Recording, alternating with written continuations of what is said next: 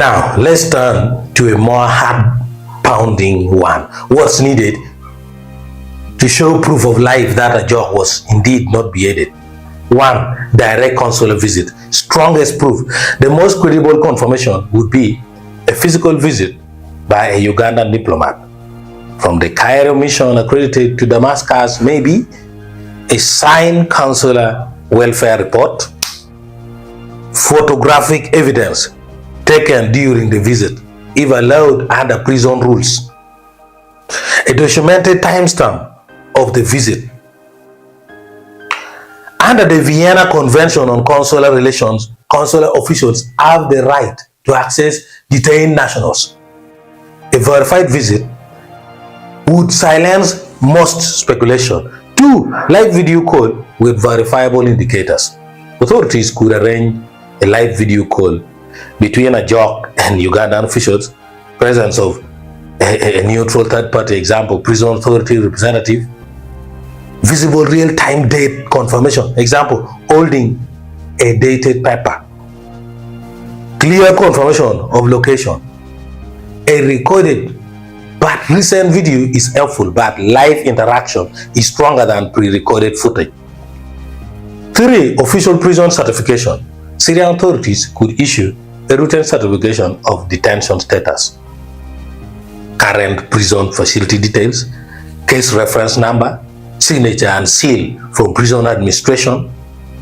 While not as strong as a visit, official custody documentation helps encounter rumors. 4. Court appearance documentation.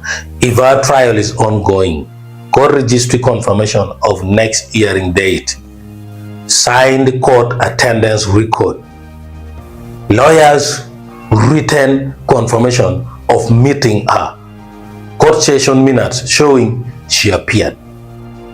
Legal documentation is powerful because it links our existence to active judicial proceedings. 5.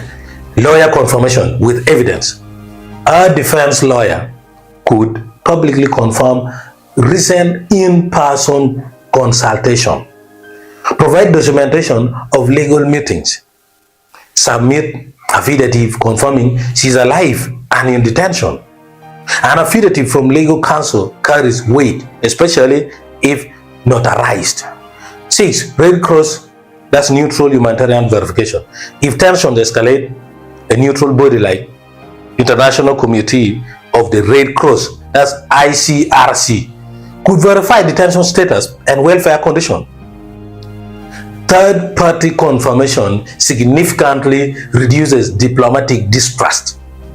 7. Biometric confirmation, rare but strong. In extreme misinformation cases, authorities can use updated fingerprint registry confirmation, detention medical check records, official custody database confirmation.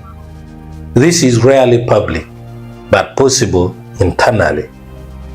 What would not be enough? What would not be enough? A verbal statement alone. Trust us diplomatic remarks, anonymous source claims, social media posts, old photos or recycled footage.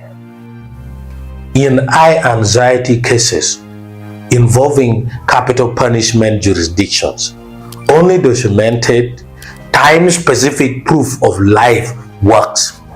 Now, why this matters? Because Syria retains capital punishment under its penal code. Public fear will persist until there is physical verification, there is legal documentation, there is independent confirmation. In emotionally charged migrant worker cases, silence creates panic. Transparency calms it.